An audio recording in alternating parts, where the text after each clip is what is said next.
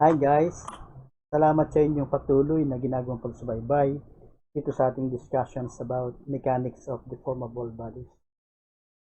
Guys, meron tayo ngayong isang sample problem about statically indeterminate member. At itong problem na ito ay sosolve natin sa pamamagitan ng dalawang solutions. Para makita natin ano ba yung best approach in dealing with this kind of problem. Kaya subaybayan nyo guys yung ating gagawing pag-solve, pag-discuss dito sa problem nito. So yung problem natin guys is about a rigid platform that is negligible in mass, and it rests on two steel bars, each are 250 millimeters long. Then there is a center bar, which is aluminum, and whose length is 249.9 millimeters. And here we have to compute for the stress in the aluminum after the center load P of 400 kilonewton load has been applied. For each steel bar, the area is 1,200 square millimeter and E is equal to 200 gigapascal. While for the aluminum bar, the area is 2,400 square millimeter and the modulus of elasticity equal to 70 gigapascal. Kaya gaya nga na sinabi ko guys, we will be solving it using two solutions. So ipakita natin dito yung ating first approach or first solution. Okay, we have here the solution number 1. Okay, so how are we going to do it? So in the solution, so gagamitin natin ito yung a normal or yung conventional approach that most authors are presenting or using. That is using the condition of equilibrium, and then afterwards ginagamitan natin ng equation of compatibility coming from the geometric relations of the deformations. So ganun din gagawin natin sa unang solution, kaya ipapakita natin dito yung approach. So mapapansin natin guys na there is a gap here na 0.1 of a millimeter.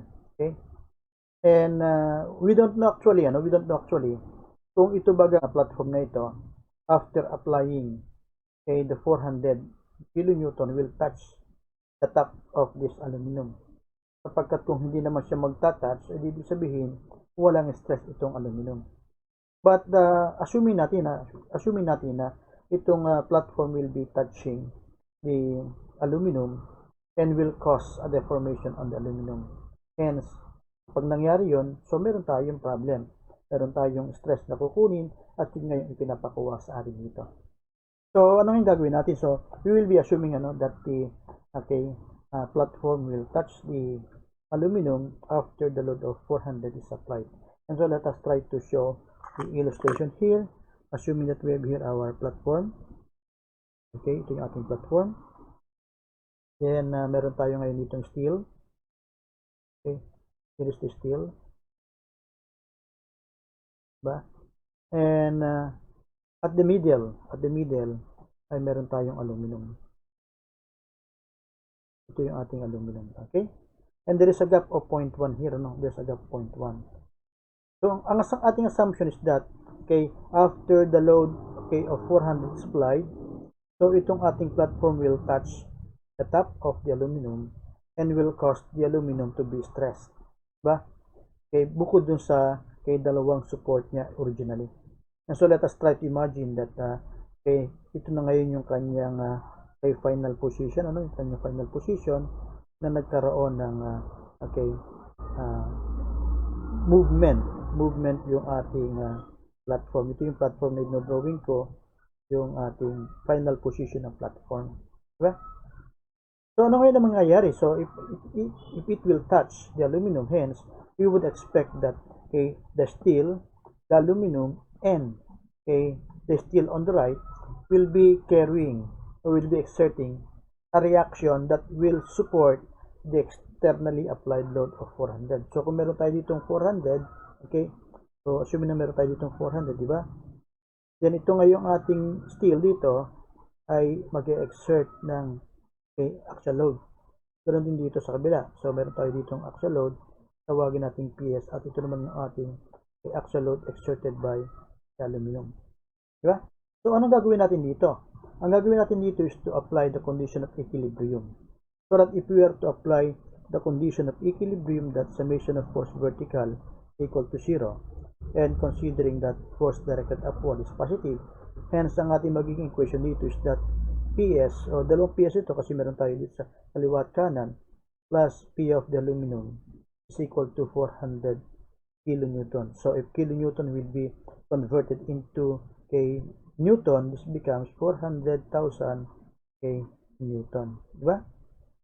So, dahil wala tayong ibang equations na ma-form out of this free body diagram of the entire system, hence, we consider this as statically indeterminate.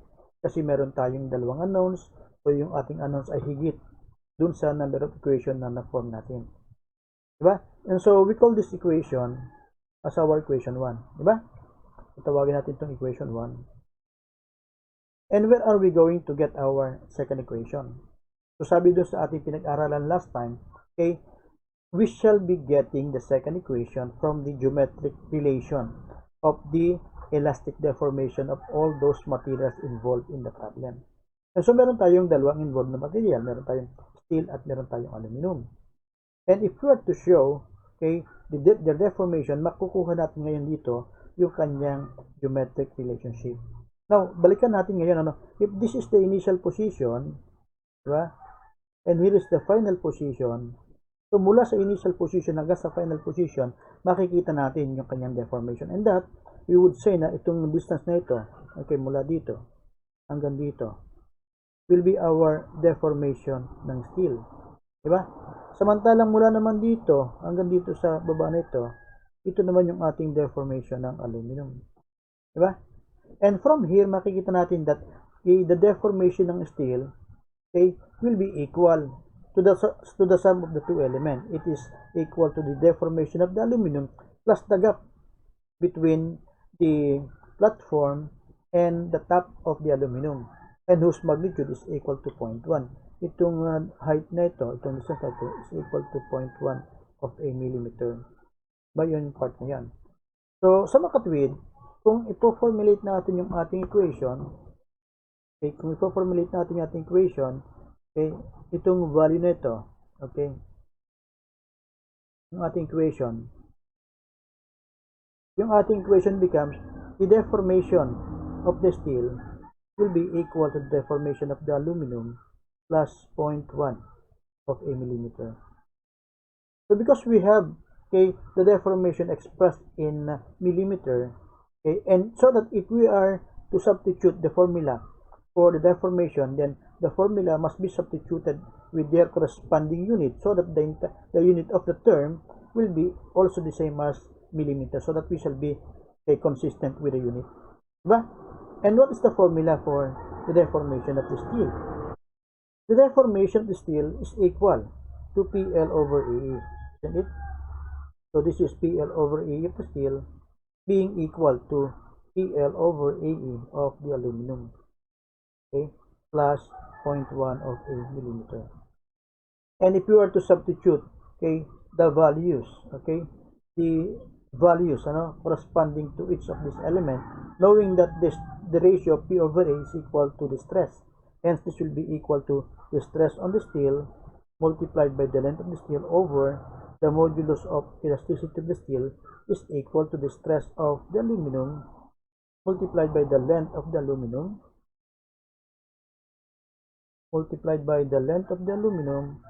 over E of the aluminum plus 0.1 of a millimeter. And if we will be substituting the values, diba? We should be making that our equation be consistent.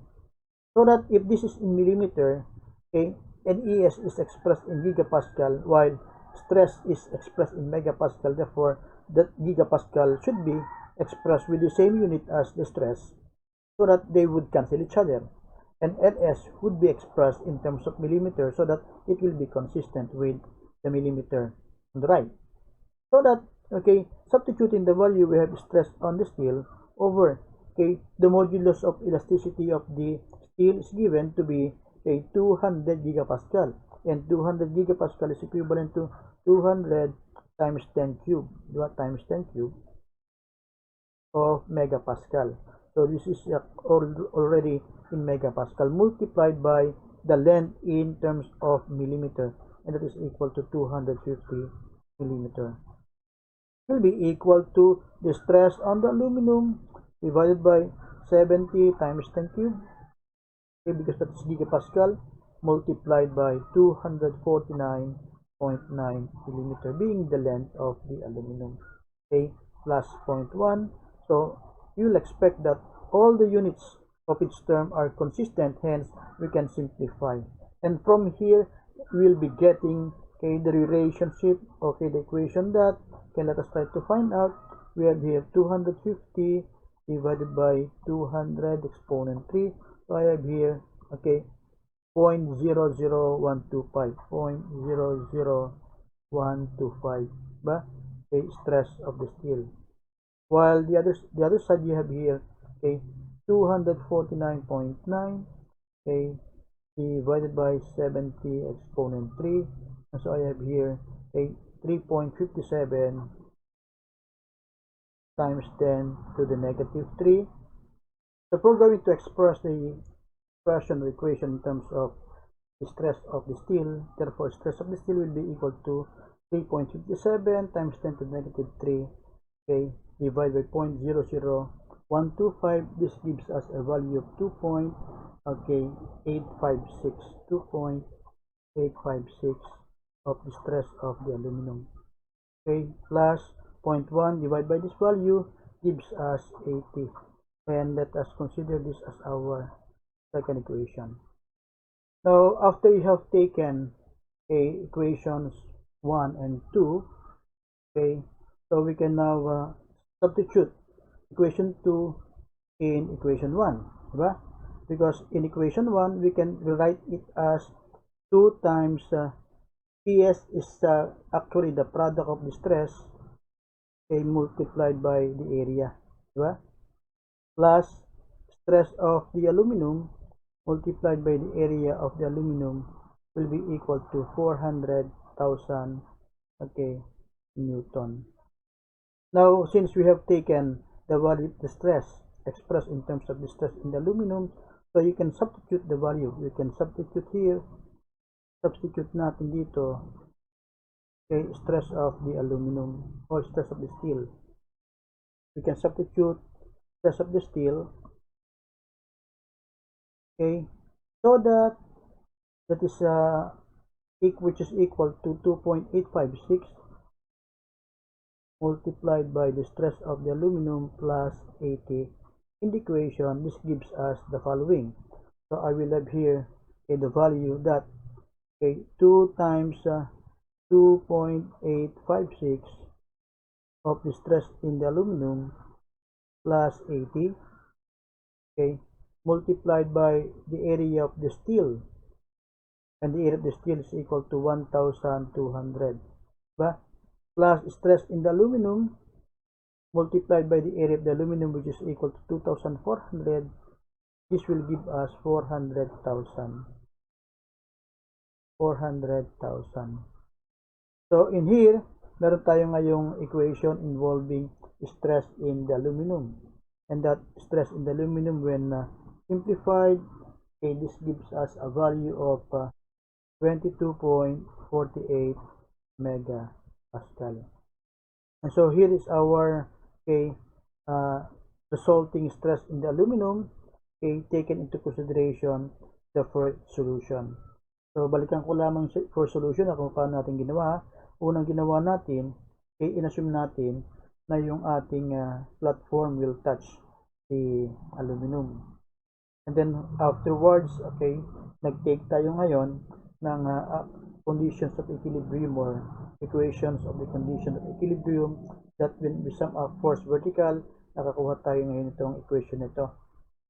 Dahil nga statically indeterminate siya, kinailangan natin ngayon kunin yung relationship between, okay, the deformation ng steel at saka ng aluminum.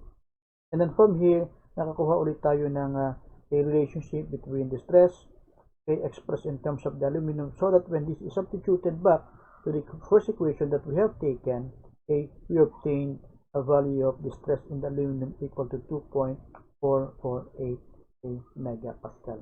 Okay? So, yun yung ating first solution, ano? So, yung ating second solution, ipapakita ko naman sa pamagitan nito, okay? So, let me show here our second solution, okay?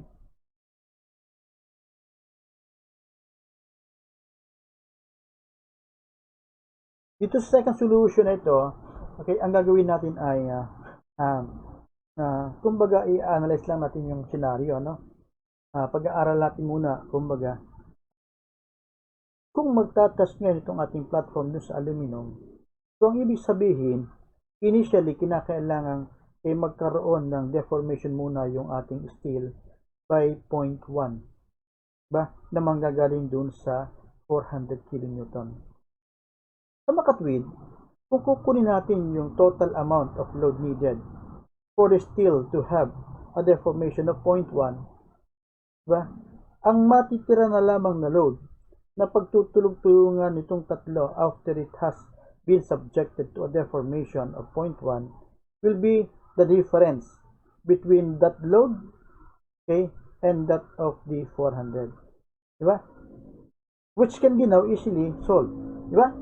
So, sa makatwid, ang gagawin natin dito is, okay, kunin mo natin, solving mo natin yung value of P, the magnitude of P needed to cause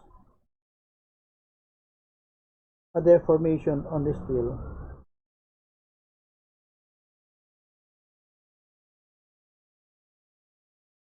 equal to 0.1. Ito yung ating munang gagawin. So, kailangan makuha muna natin yung magnitude ng P that will be needed to cause deformation of the steel equal to 0.1. Ano natin makukuha yun? So, we simply substitute it in the formula that the stress or deformation is equal to PL over AE. Diba? If we are talking of the steel, okay, and the steel would have a deformation of 0.1, ito yung 0.1 na kinakailangan natin magkaroon ng deformation ng steel, di ba? Of 0.1. So what will be the magnitude of P that will be needed? So that is, okay, 0.1 equal to P times 250 millimeter being the length of the steel divided by 1,200 divided by 200 times 10 cube. Okay, this is in Newton per square millimeter. Diba? So if 1,200 is in millimeter square, ano ngayon ang mangyayaring unit? Ang makikita nating unit ng P will be in terms of Newton. And this, okay, when computed, will become equal to, I have 0.1 multiplied by 1,200 times 200 exponent 3 divided by 250 gives us a value of 96 kilonewton. Yan. Or 96,000 Newton or 96 kilonewton. Diba? Therefore, they still needed a total of what? A total of 192 kilonewton to have a deformation of 0.1 of 0.1 millimeter. Diba? Pero kung titira natin, okay, ang total load acting on the platform is 400 kilonewton, okay, which is greater than 192. Sa makatwid, kung babawasin na natin itong 192, ang ibig sabihin nito, yung ating mass ay naandun na, nakapatong na sa ibabaw ng ating aluminum. Diba? Kaya lamang, ang nalalabi na lamang na load, diba? Nalalabing load na lamang, nabibit-bitin at pagtutulungan ng tatlo, ayun na lamang difference between the 400 and the 192 kilonewton load. Diba? Kumbaga, ang natitira na lamang ay itong load na ito. Kasi nabawas na natin yung 192, ang matitira na lamang ay yung difference between 400 at yung 192. And that it is equal to 208 kilonewton.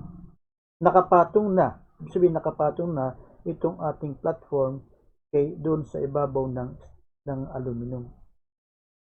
At dahil meron pang natitirang 208, then itong 208 na kilonewton ang pagtutulong-tulungan ngayon suportahan ng tatlong material. So meron tayo ngayon ditong P of the steel, meron tayo ditong P of the aluminum, at meron tayo ditong P of the steel. This time, okay, ang load na lamang na pinag-uusapan natin ay hindi na yung 400, kundi yung 208 na lamang kasi yung 192 ay nabawas na, and that 192 have been used to cause a deformation on the steel equal to 0.1.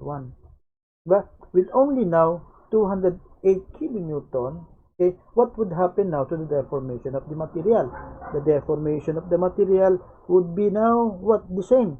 Magkakaroon sila ngayon ng equal deformation. Magkakaroon sila ng equal deformation. Diba? So kung ito ngayon deformation ng steel, ito rin yung maging deformation ng aluminum. At ito naman yung deformation ng steel doon sa kabila. Diba? The deformation ng aluminum ito. Okay. Kaya kung pag-usapan natin, yung deformation ng steel dito will be equal to the deformation of the aluminum. But what is deformation equal to? Ang deformation is taken as PL over AE. Hindi ba ga? If this is for the steel, it will be equal to PL over AE of the aluminum. Diba? Now, if we are to substitute now the given here, what is this ratio? P over A is the stress, diba? P over A is the stress, or I have it stress of the steel multiplied by the length of the steel, which is 250 millimeter, diba? Divided by E of the steel of 200 GPa. While here, on the other side, we have the stress on the aluminum being the ratio P over A. The length of the aluminum is equal to 249.9 millimeter. And that, the modulus of elasticity is equal to 70 GPa. And you will notice here that GPa will cancel, millimeter will cancel, and you will be getting a stress in the aluminum equal to, how much is that value? Stress in the aluminum equal to, let me check the value. Okay, kunin natin dito sa calculator. Okay, ang ating value will be what? So I have here 2 times 2.856 times 1,200 equals plus 2,400 equals, therefore I have 208,000 divided by the answer gives us the answer of 22.48. 22.48 megapascal. And so you see the other solution, that if we consider the deformation to occur first on the steel, the remaining load will be carried by the tree and will be causing equal deformation, and from there we shall be getting the final result. So we have the same result as 22.48 megapascal. And I hope, guys, that you are able to follow the solutions that I have presented using the two approaches. With these solutions that I have shown, sana ay lalo niyong naintindihan ang pamamaraan kung paano tayo mag-solve ng mga problems like statically indeterminate. Once again, thank you very much for watching.